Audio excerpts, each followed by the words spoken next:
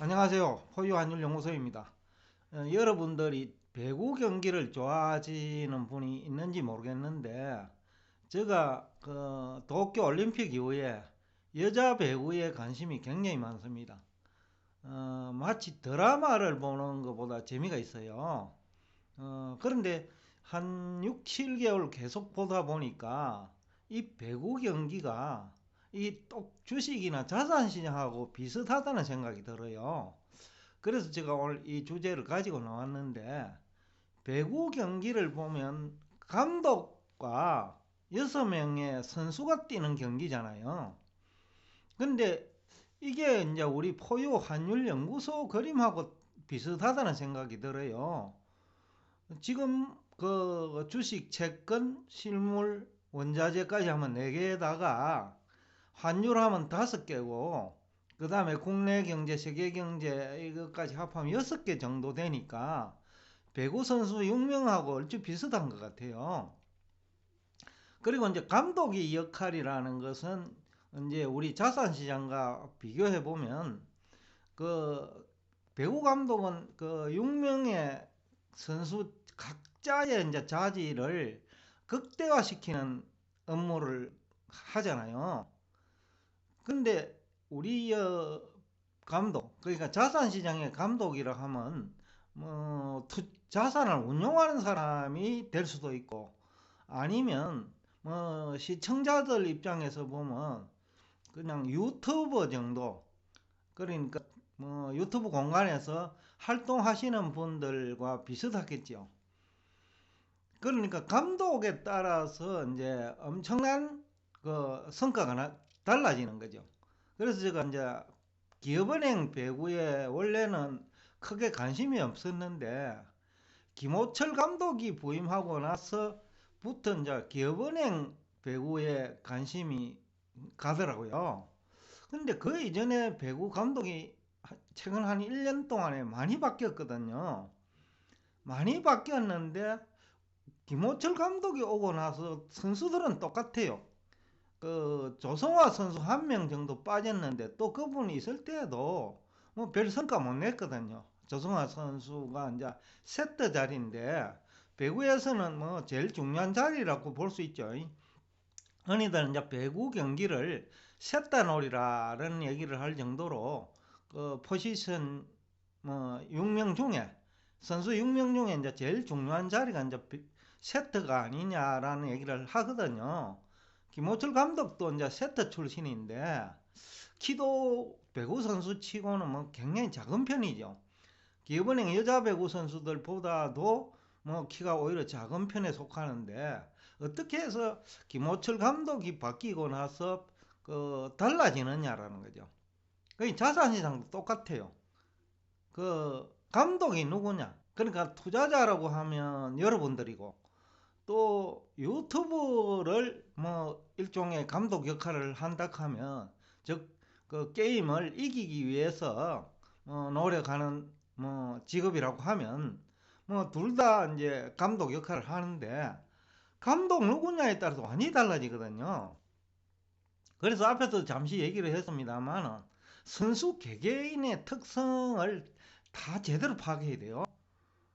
그러니까 감독마다 선수를 파악하는 능력이 다르지요. 그러니까 적재적소에 누구를 쓰느냐는 거죠. 그리고 또 그 6명의 그 능력을 극대화시키는 이제 전략이 필요한데, 똑 자산시장하고 비슷해요. 그래서 이제 유튜버라고 하면 이제 포유 한율 연구소 등 많잖아요. 방송 채널들. 근데 이것을 어떻게 슬기롭게 조화시킬 수 있느냐? 이 능력인 것 같아요. 또 투자자 입장이라면 이 6개 분야 관련 지식을 각각의 특성을 제대로 파악해가지고 융합하는 거죠.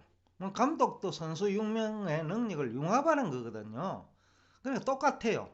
그래서 제가 이제 오늘 이 주제를 가지고 나왔는데, 뭐 게임 방법도 여러분이 다 아시다시피 공격과 수비죠. 뭐 공격 방법도 다양해요.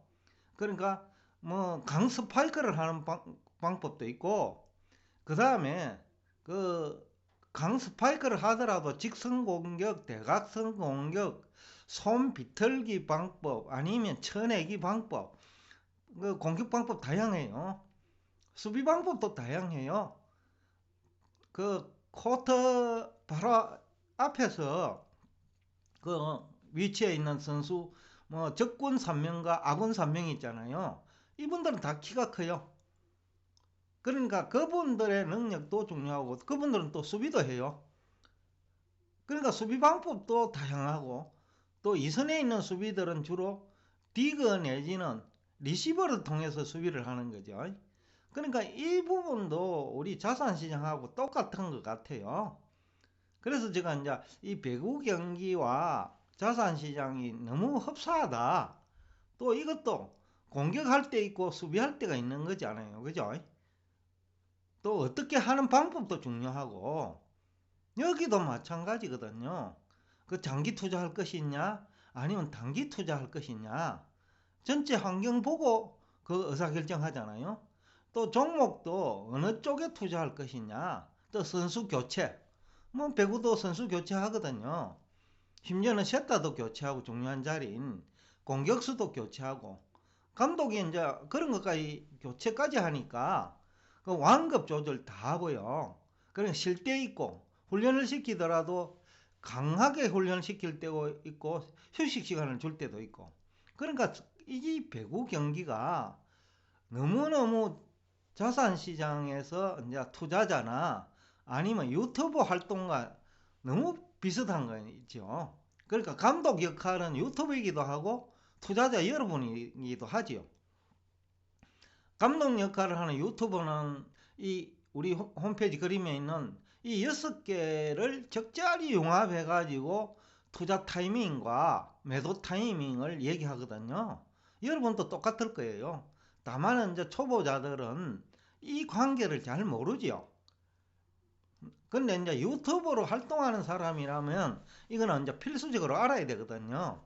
그래야 이제 여러분들을 좀 유도한다는 표현이랄까, 아니면 안내한다는 표현이라는 표현이 더 적합하겠네요.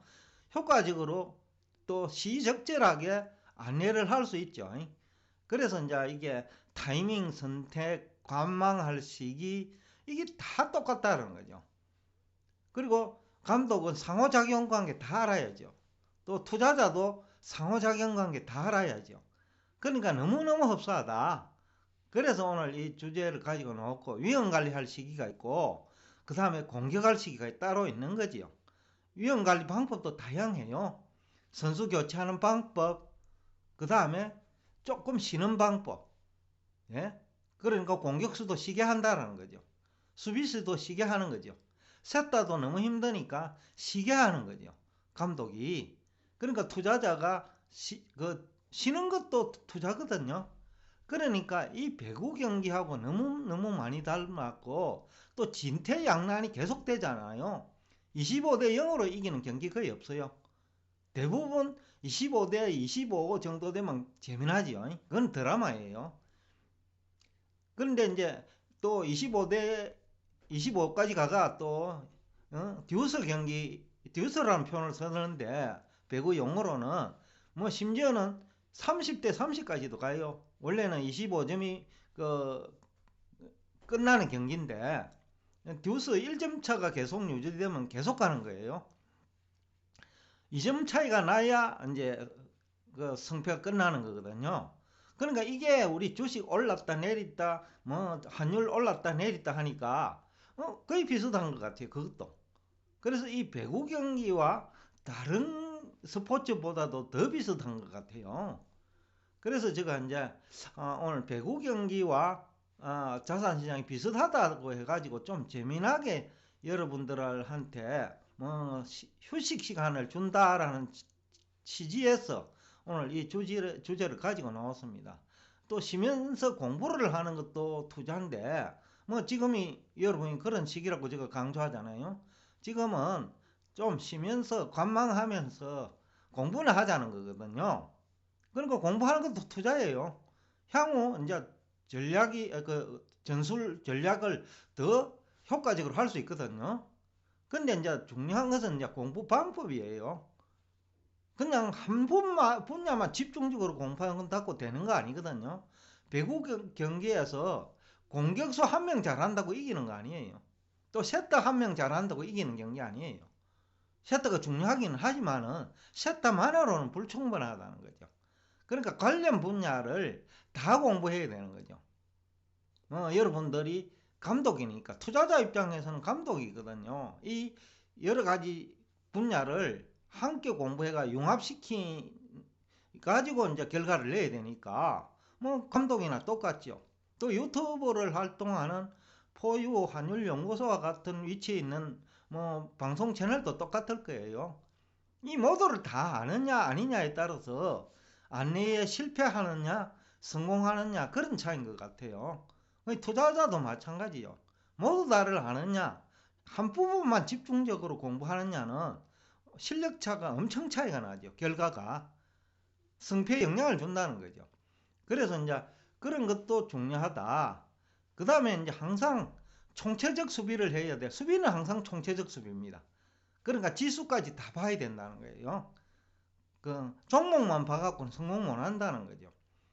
그래서 다음 시간에 제가 이제 엔비디아를 얘기할 건데, 엔비디아가 포유 환율 연구소는 미국 주식 중에서 제일 매력적이라고 보는 사람이에요. 지금 가격 대비. 그런데 이것도 이제 지수가 밀리면 밀리거든요. 그러니까 총체적 수비죠. 그 다음에 공격할 때는 또 상대방 허점을 이용해 가지고 공격하죠. 그리고 돈 일부를 또 가지고 있어야 되죠. 예? 전략이 필요하다는 거죠. 그러니까 조금 쉬게 하고 선수 교체할 때도 있어야 되고 전부 다 쉬게 해줄 때도 있어야 돼요. 그러다 보니까 휴가도 보내주고 그런 것들 보면 참 비슷하다라는 생각이 들어가지고 오늘 여러분들이 공부를 하는데 조금 도움이 되지 않겠나 싶어가지고 배구 경기와 자산시장 전략 그러니까 여러분들이 투자자라고 하더라도 저 홈페이지에 이제 우리 포유 환율연구소 홈페이지에 있는 한 6개 분야를 집중적으로 공부를 하고 각 분야의 특성을 제대로 알아야 돼요. 근데 각 분야의 특성을 제대로 모르면 선수 특성을 제대로 모르면 실패하듯이 각 분야의 특성을 제대로 모르면 융합이 실패하거든요. 그건 감독도 마찬가지고 그 다음에 자산 운용자도 마찬가지고 또 유튜브 공간에서 여러분들을 안내하는 위치에 있는 사람도 마찬가지예요.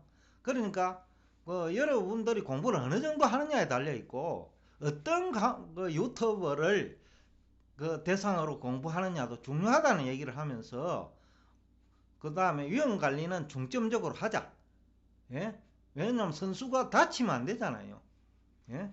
위험 관리 그 다음에 선수도 다치면 안 되고 그러니까 이 분야별로 6개 분야 각 선수에 해당되는데 어느 한쪽이라도 크게 다쳐버리면 다른 데 영향 준다라는 거죠.